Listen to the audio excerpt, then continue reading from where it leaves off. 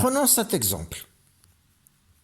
f de x est égal à x sur 1 moins x carré. Est-ce que cette fonction est une fonction paire ou bien une fonction impaire ou bien il n'est ni paire ni impaire? La première condition, c'est quoi? Condition 1.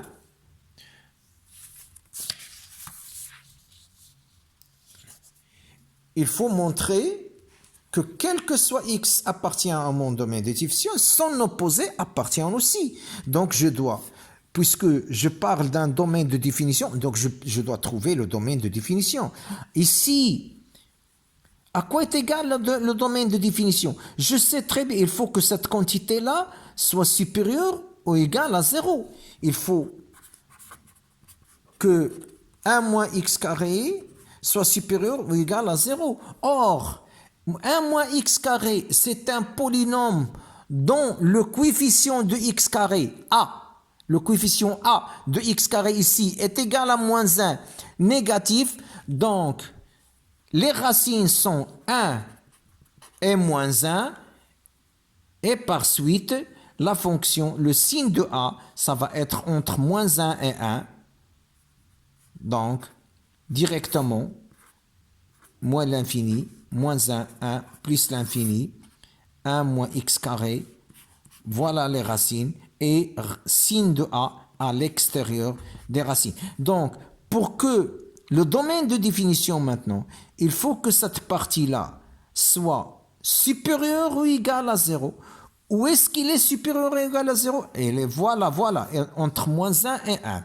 Et puisqu'il est au dénominateur, donc il ne doit pas être égal à 0. Donc, il ne doit pas être nul et il faut qu'il soit positif. Donc, le domaine de définition est égal à moins 1, 1. Maintenant, est-ce que, quel que soit x appartient à mon domaine de définition, son opposé, il suffit de tracer. Moins 1, 0, 1. Est-ce que ce domaine de définition-là,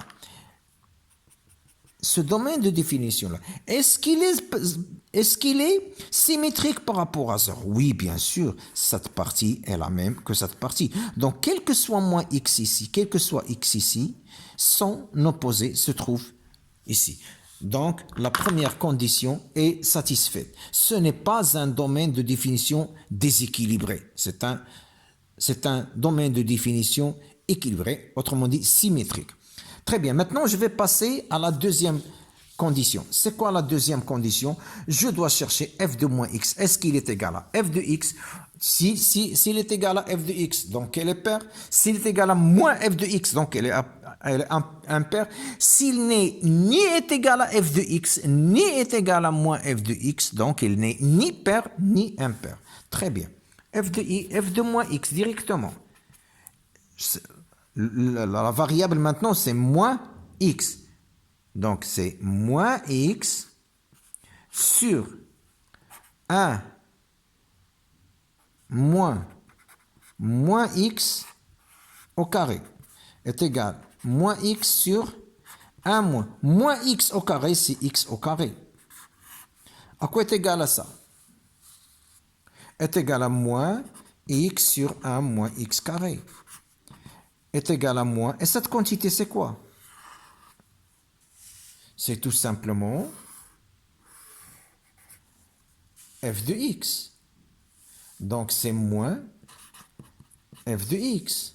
On a trouvé que f de moins x est égal à f de x. Donc, f est une fonction impaire. Attention, impaire avec e à la fin. Bon, je vais prendre un autre exemple. G de x.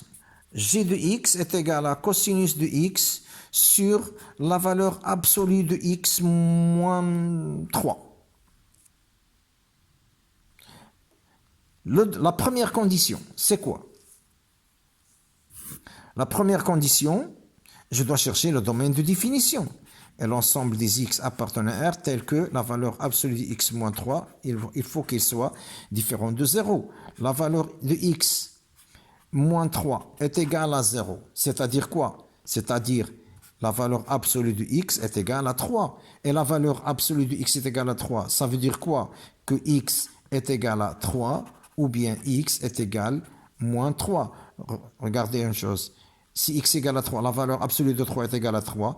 Si x égale à moins 3, la valeur absolue de moins 3 est égale à 3. Donc, pour ne pas avoir ici x, la valeur absolue de x moins 3 est égale à 0, il faut que x soit différent de 3 et x soit différent de moins 3. Donc, le domaine de définition est égal à R moins 3, 3.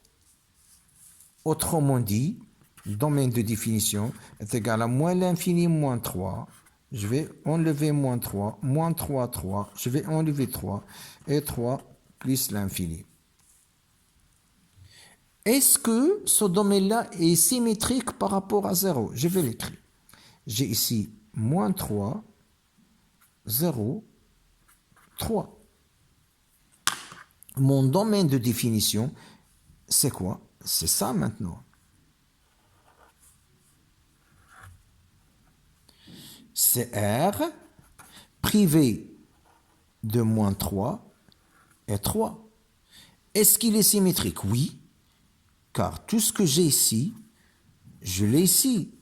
Quel que soit x ici, moins x, il est là. Quel que soit x ici, son opposé, il est là. Sauf 3.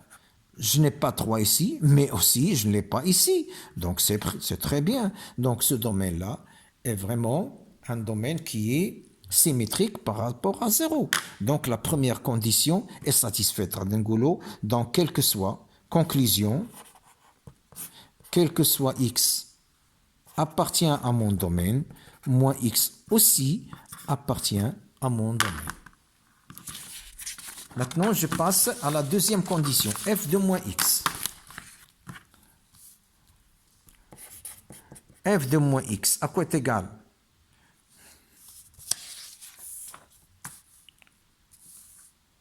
Voilà la fonction, plutôt g.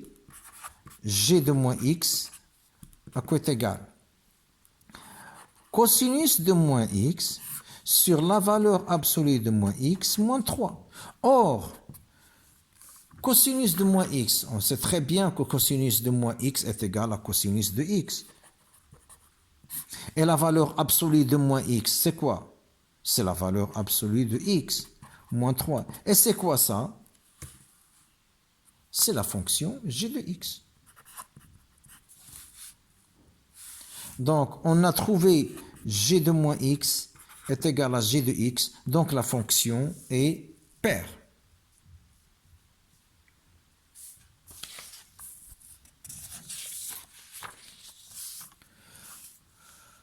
On a trouvé que g de moins x est égal à g de x, donc la fonction est paire.